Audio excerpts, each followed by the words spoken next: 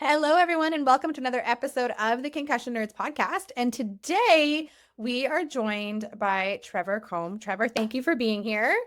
My pleasure. Thanks for having me, Natasha. My pleasure. I'm excited. So, Trevor and I were actually introduced by mutual friends of ours, the Healing Couple. And if those of you have go back in the podcast, we talked with the Healing Couple, or Corey and Jess, about this time last year. Corey and Jess were part of the summit.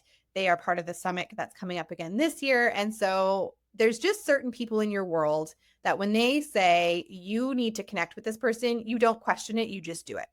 And that is how Trevor and I actually connected and got together. So we're going to talk about a couple cool things on this podcast. So first of all, I want you guys to know who Trevor is. So he comes from the world of chiropractic, but also how do I even say this? Like this absolutely stepping out of your comfort zone to do something completely different. We're going to hear about Trevor's story. And what I'm super stoked about is I want to share what Trevor's creating that I'm going to get to play with in the clinic. And we're going to talk about the power of technology because sometimes we shy away from it and we get scared of it. And we're going to hear what Trevor's creating because I'm so stoked where this idea came from and kind of honestly, Trevor, like your mission behind it. So welcome to the Nerds podcast. Thank you. Thank you. Can you introduce yourself to our audience? Who is Trevor? Okay. Well, I guess I'm a lot of things. I feel like I've lived a lot of lives in my short 39 years, but I grew up in Canada. I played guitar and music. So I ended up going to university and studying classical guitar, but I also played lacrosse. And so I played lacrosse in university. And during, I think it was my fourth year of university, I got a major concussion and I had to drop out of school. I mean, I'm sure a lot of your listeners, they know the journey, right? Like my short-term memory was gone. Like I remember showing up for my first test after the concussion and I studied, but I'm looking at this multiple choice. And I'm like, I haven't seen any of this before. Like it was just all gone. And so luckily at Western, Eric Lindros, who's a famous hockey player who had to retire early from concussions, he donated a ton of money to our student sports med clinic at the time, it was one of the most advanced concussion facilities, right?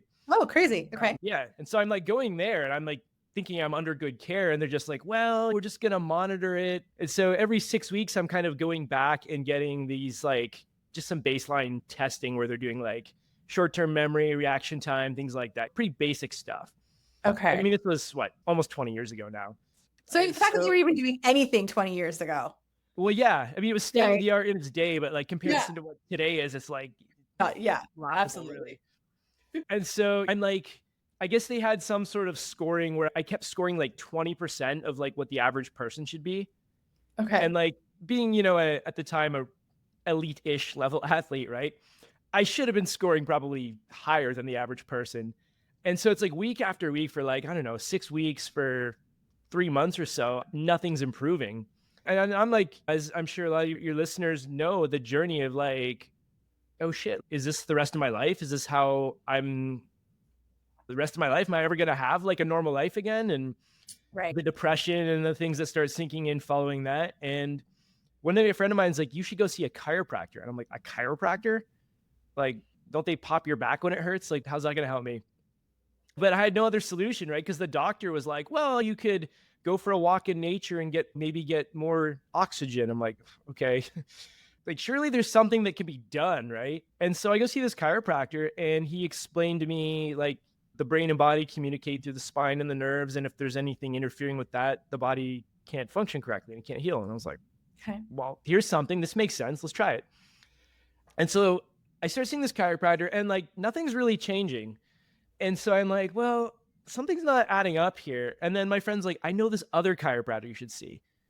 And so I see this other chiropractor and first adjustment, my whole life changed. It was instantly the brain fog lifted, everything changed. I started making better choices for myself. My short-term memory came back within a couple weeks. And so I'm all right, what did you, because it seemed they're both just popping my neck, right? Yeah. So I'm okay, what did you do that's different from this guy? And so he told me that it's all about making an adjustment in the right place. And I'm okay, well, that makes sense.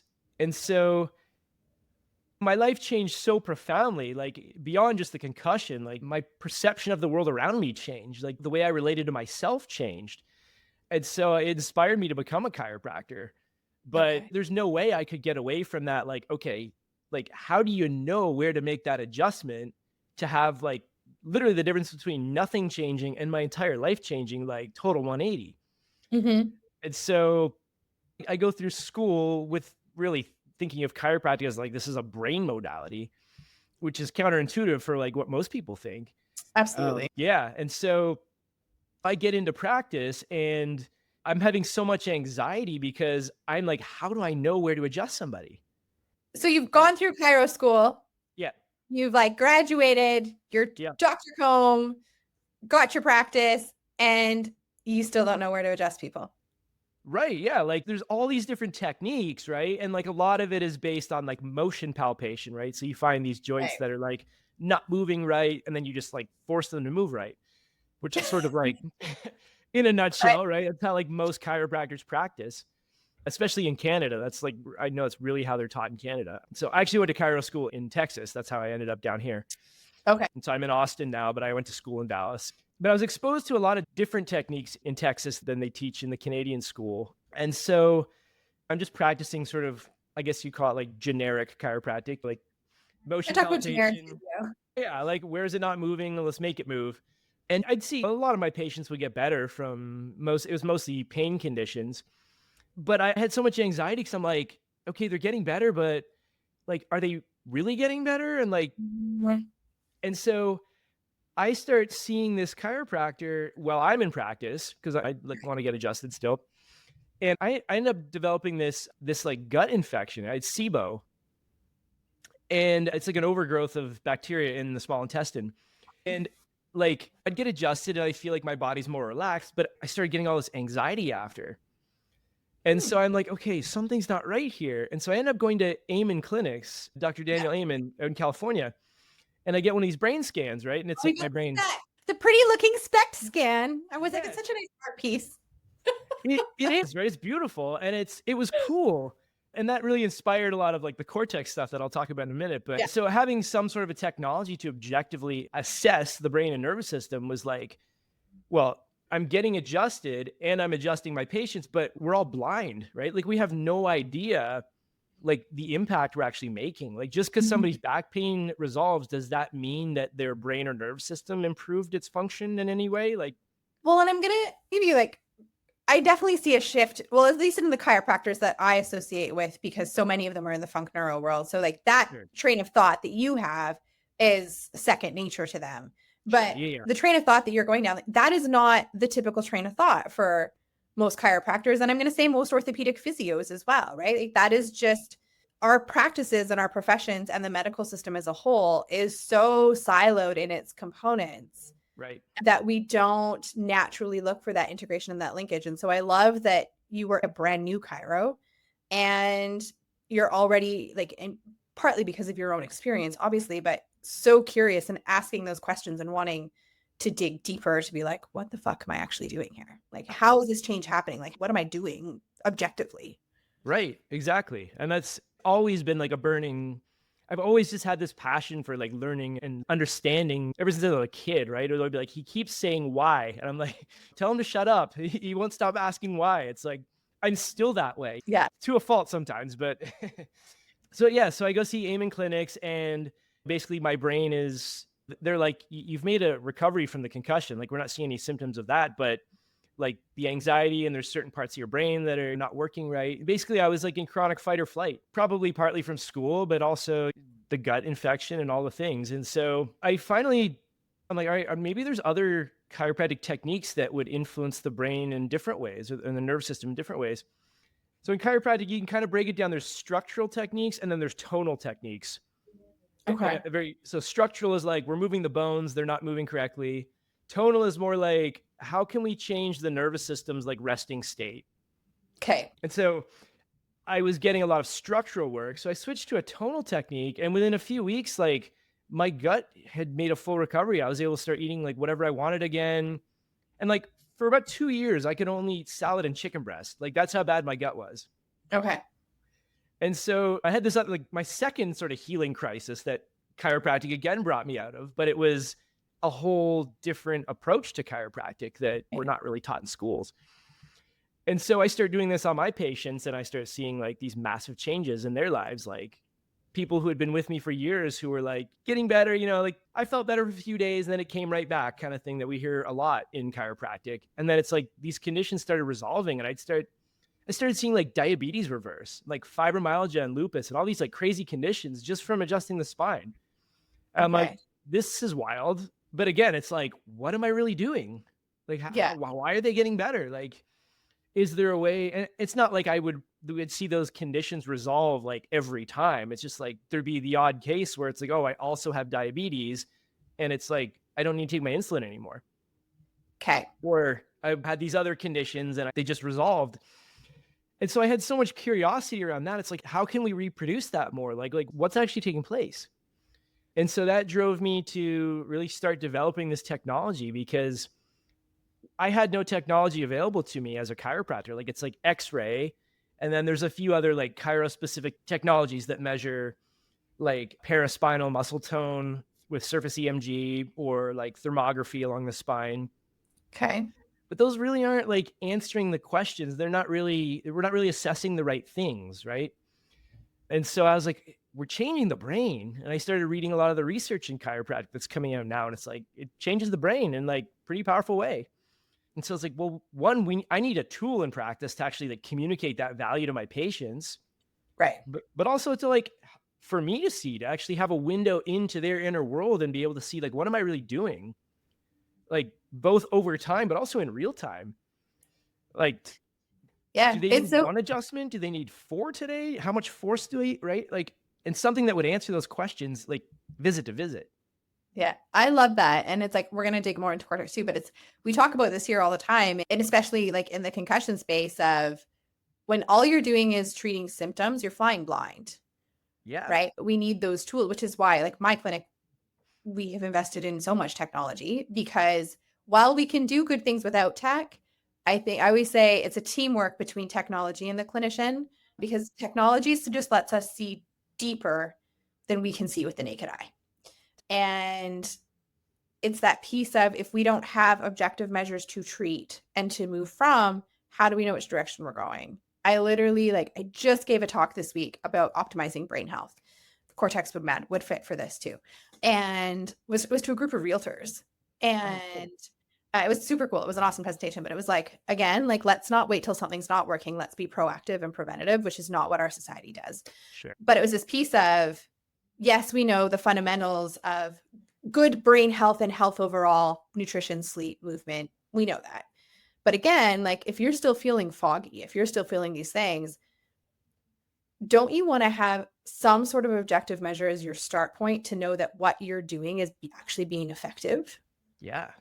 Right. And it comes back to that question. I think we fly blind in so many different aspects of our life. And I'm someone who, while I don't get me wrong, like I'm absolutely follow my intuition in that piece of things too.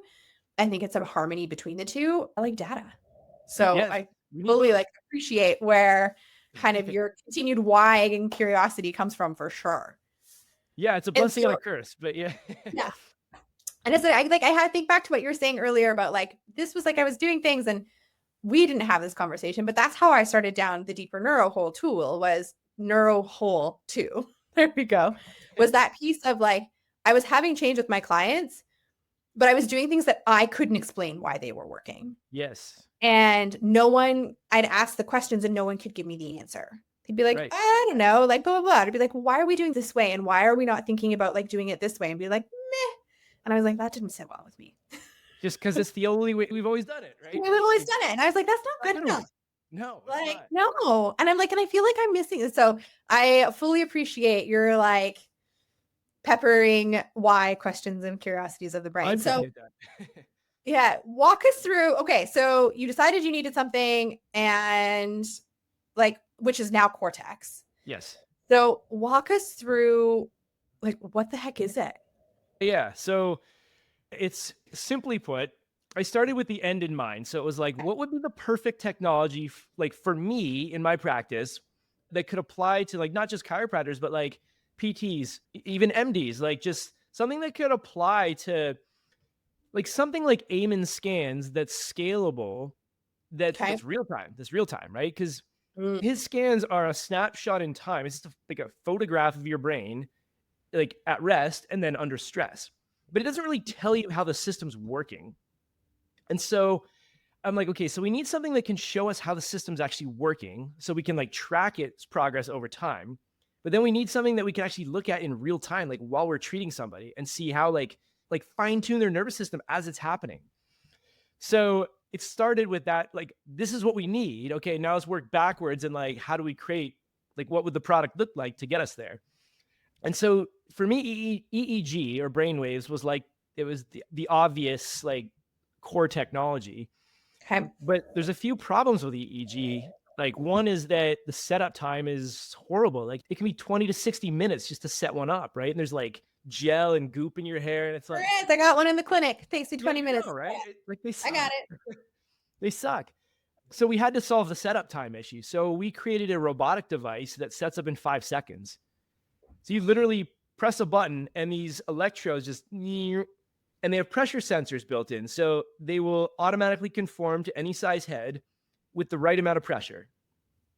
So if I'm going to play skeptic here, question. Yeah. So no gel, right? It's dry, robotic and dry. Correct. So I've heard from other EEG, QEEG, when I've gone down that rabbit hole, that when we're doing a dry measure for EEG, it doesn't capture and it's not as accurate as a wet measure. Is that true, false? Yes. So there's definitely truth to that. So dry EEG, it has a low signal to noise ratio. So it's noisy. Okay. Whereas the gel tends to be more like, it's cleaner signal. Okay. But there's been a relatively recent breakthrough in dry electrode technology where it uses what's called active technology.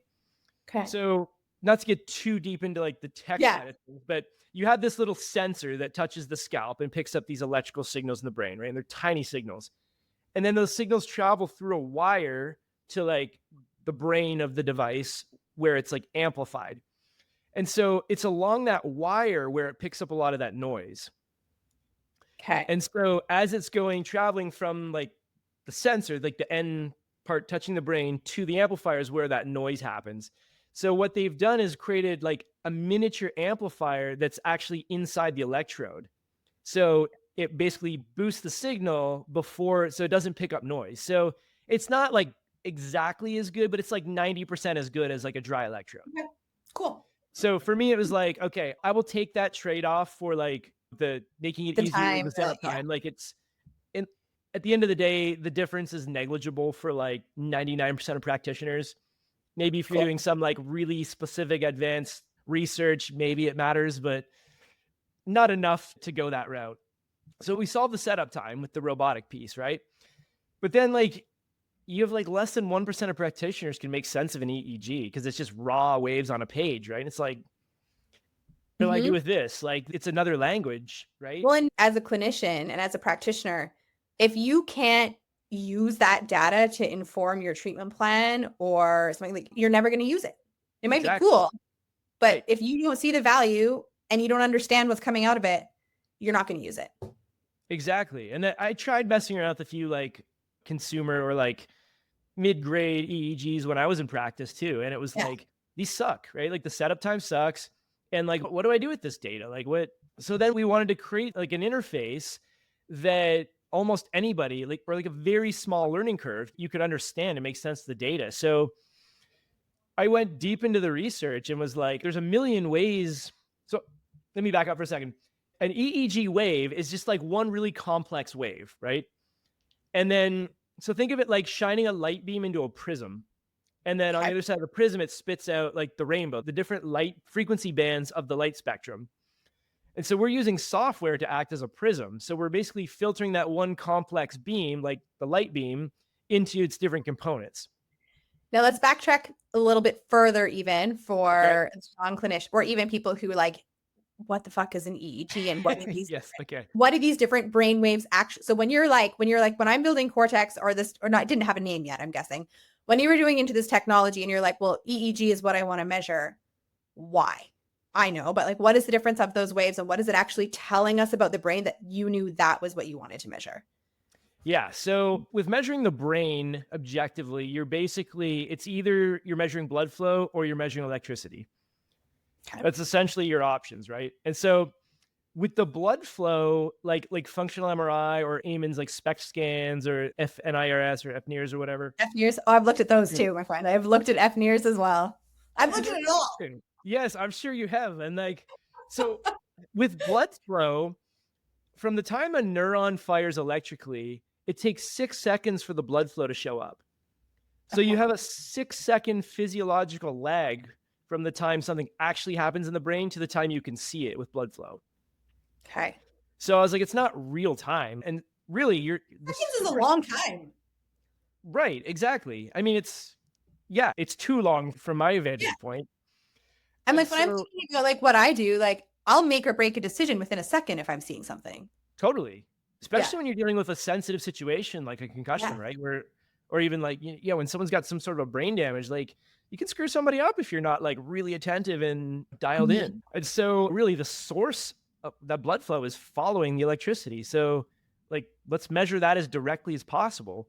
So EEG, it's been around forever. It's well proven out. It's scalable. It's cheap technology, relatively cheap. I mean, compared to I a was gonna functional MRI, it's say, like, careful with the word cheap there, my friend. well, like even like a But in the grand medical scheme of grade. things, when we're looking at medical tech and what it gives us, yes. Yeah, so like a $30,000 medical grade EEG is not cheap, but compared to a $3.5 million fMRI, it's cheap, right? Yeah. But the tech itself to make and build, you can do it for like a couple $100, right? It doesn't have to be expensive. Okay. And so, yeah, so electricity was the obvious choice, right? And so EEG, it's electroencephalography. So it's a graphical representation of the electricity in the brain, right? It looks kind of like a lie detector test for people who are like totally unfamiliar with it. So it's just squiggles on a page, and it's done digitally on computers now. And so for each electrode, you'll have it's called the channel. And so you'll have a typical one will have anywhere from 16 up to like 200 channels. And so for each channel, you're seeing a different wave. And the difference between these waves is like so small. And so for a practitioner to like be able to make sense of like these minute differences, it's like, it's like reading a foreign language that's just scribbles and you're like, these all look the same. Yeah. So basically we took the data and we process it in real time and we display it as it's happening. So like Cortex displays data with 30 milliseconds of lag. So 3% of a second is how much lag we have compared to 6 seconds. So it's like 300 times more responsive and faster than like a functional MRI. Yeah. So we mapped it out over a real-time 3D brain model. So rather than seeing like graphs or like a bunch of things that are like, well, it's still kind of challenging to make sense of this, we mapped it out over the different lobes of the brain and you're seeing it. It's color coded. We break it down by different frequency bands. So it's like green. Y'all, I've seen the interface. It's beautiful. Thank you. Yeah, it's like I love it. straight out of Iron Man or something, right? But that's what we wanted. We wanted to look like futuristic and beautiful, but also usable too. So yeah, so it's color coded based on the brainwaves. So we tried to make it super simple, like green good, red bad, wherever possible. And then it lights up in different degrees of brightness based on how powerful the brainwaves are. So like how much like the voltage, if you will, of the brainwave, like the more juice in the signal, the brighter it will light up. So there's like different layers of data that we can display on this brain model that you just can't get from functional MRI. And then we have, so there's the real-time visualizer. So the heart and soul of that is the brain model. And then we have a few other ways of sort of breaking down the data that's much more usable and applicable to a clinician. Like what? So another one is we look at the balance between the right and the left side of the brain using every individual frequency. So real simple, like 1 hertz is like 1 wave cycle per second, right? 2 hertz is like 2 per second. And so brain waves go from about 0.5 hertz all the way up to, I mean, generally speaking, we stop measuring them around like 60 hertz or so. They do go up to like in the 200s, but I don't know. To me, that I've heard that there's some valuable data there, but most of the research has been done within that like up to 60, maybe up to 100 hertz. And so you can see the balance with each individual frequency. And so like when I would adjust somebody, I'm testing it like on friends and family now, but you'll see the balance. So it's sort of like this line, and then you have these bars, almost like a graphic EQ you'd see like on a stereo, like back in the day. You'll see the brain become very symmetrical, right and left side of the brain. And so no symmetry, like chaos where it's like unbalanced, that can be like an indication of somebody's like not, they've deviated from whatever like an optimal state would be. And so that's just another way of visualizing it. And then we also include heart rate variability because it's been around forever. A lot of practitioners complain that like they don't see changes with HRV. And so I went down a big time rabbit hole on this one. And so there's different ways of measuring HRV. And so Mhm. what most people measure is called time domain. So like your Apple Watch is doing time domain, right? So Yeah. it's, if I'm getting too in the weeds, feel free to No, stop me. you're good. That's too out over people's heads. No, you're good. Like the people on a healing journey like to nerd out, and clinicians are always want to nerd out. So you're Okay. good. Okay, cool. So this is the big distinction where I think a lot of things kind of go sideways with HRV. So with time domain, you're measuring over a long period of time, you're measuring the differences between like the peaks of your heartbeat. And that gives you a score out of 100 usually. And there's a few other ways to break it down, but that's generally how it's done. And so what we're really measuring with heart rate variability, let's go to like first principles physiology, okay? We have our SA node or our pacemaker in our heart, right? So it's just beating like a metronome, right? Just steady eddy, no deviations. And then we have our vagus nerve that links up, goes from our brain stem to our heart, and it acts like a brake. So it will slow down the heart. Mhm. And then we have our sympathetic or our fight I or think we flight need to nerve. like let's add a layer to your vagus break for a sec. So the natural resting pulse of that SA node is 100 beats per minute. So if someone's resting heart rate, for example, is like 60 beats per minute, and the system knows like, hey, we need some more juice, it doesn't necessarily mean that the sympathetic kicks on. It can just mean that the vagus withdraws. When we Sure. have a good, healthy vagal tone, which we know in concussion gets, but I think that piece layers in. So I just want to throw that little Yes, tidbit. you're absolutely right. I try and keep things as like black and white, simple as possible. But yes, that's absolutely right. They definitely either can happen for sure. Yeah. And then, yeah, the sympathetic nervous system acts more like the gas pedal. So someone pulls a knife on you, yeah, your heart starts beating faster. And so when you're taking a measurement over a long period of time, looking at the peaks of these beats, you're really trying to look at like how often are the brake and gas sort of interacting. And that gives some information, right? And it's some information is always better than none. But frequency domain is the other type of analysis. And so with frequency domain, we can actually, again, taking this one complex wave and filtering out the components. There's a little bit of debate on this in the literature, but just for simplicity's sake, we can actually filter out the power of the vagus nerve. We can filter out the power of the sympathetic chain, and we can filter out the power of the SA node. Okay. There's a bit of debate. It's not like perfect, but Not fully perfect and accepted yet. There's stuff to support it, and there's people saying it's contradicting it. exactly. I think that's science. I agree. And that's how science should work, right? But like for simplicity's sake, that's essentially how frequency domain is working. Like there's debate on what's the actual mechanism, but essentially that's how it works. So with Cortex, we use frequency domain primarily.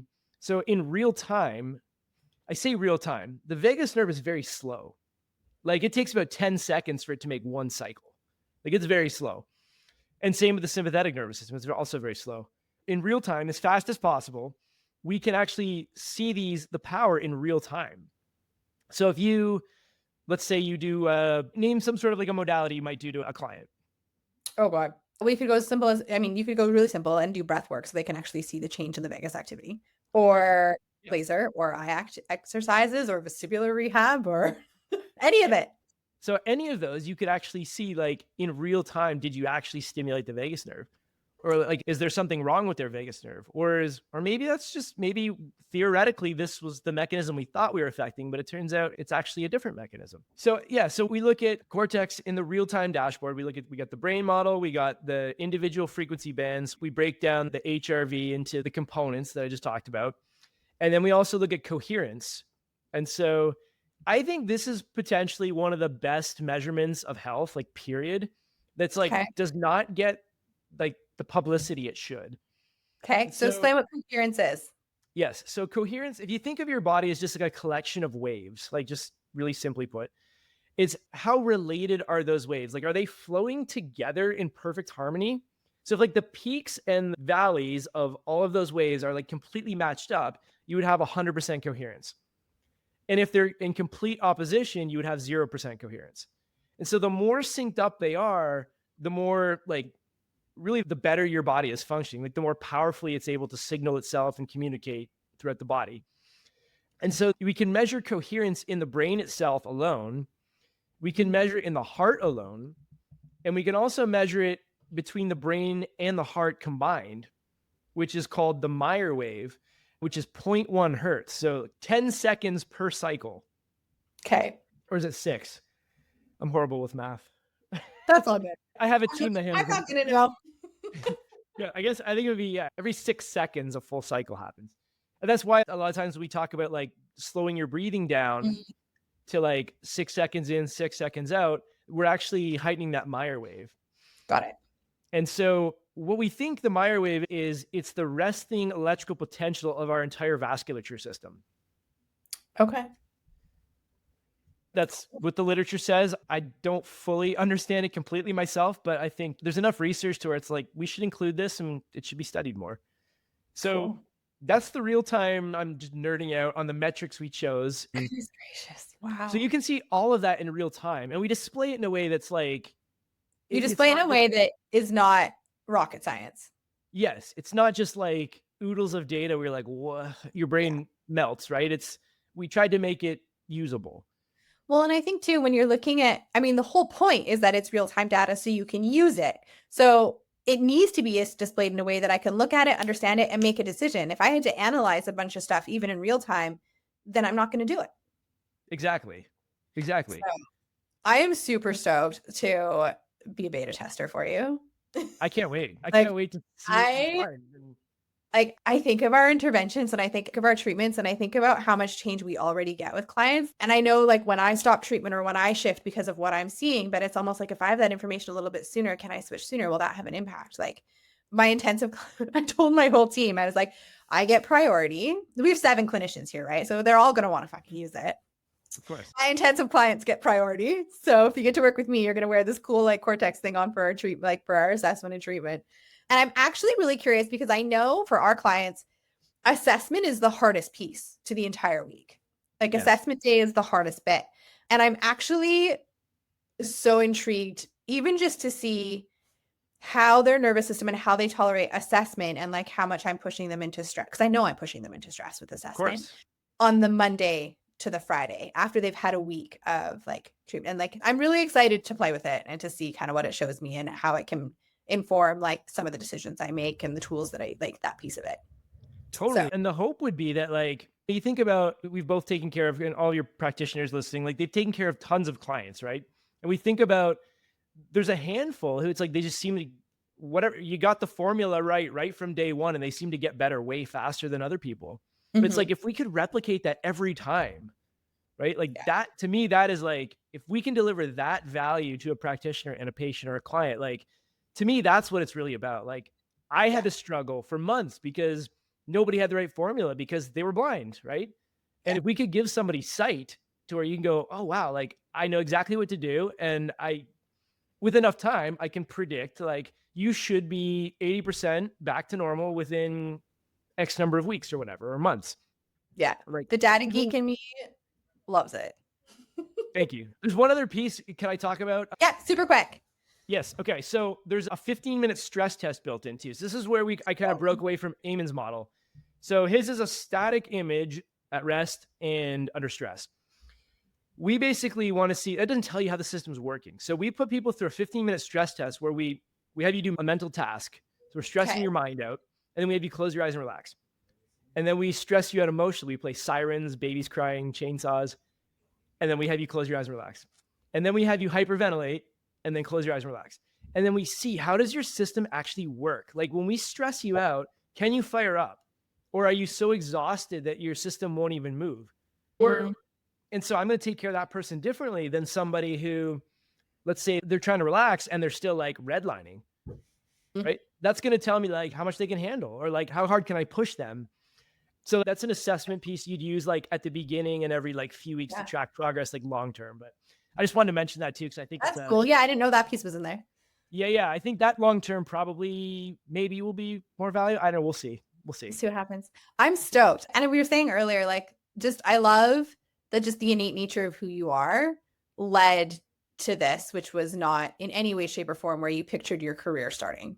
No. And now you're like all in on Cortex because of like the belief you have behind it and the change you think it's going to make. And obviously I'm talking about it from a concussion, but like you created it for chiropractic because that's where your journey came from.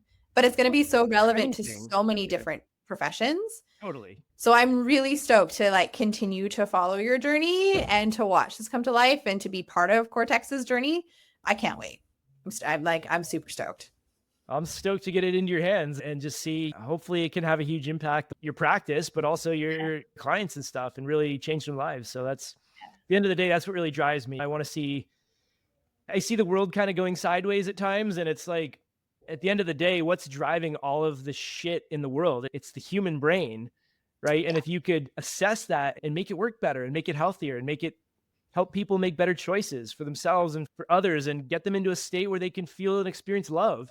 Like, to me, that changes the world. And that's what really drives me. I want my kids to grow up in that world. I love that. Thank you so much for coming and sharing more about you and your passion. We will absolutely have you back.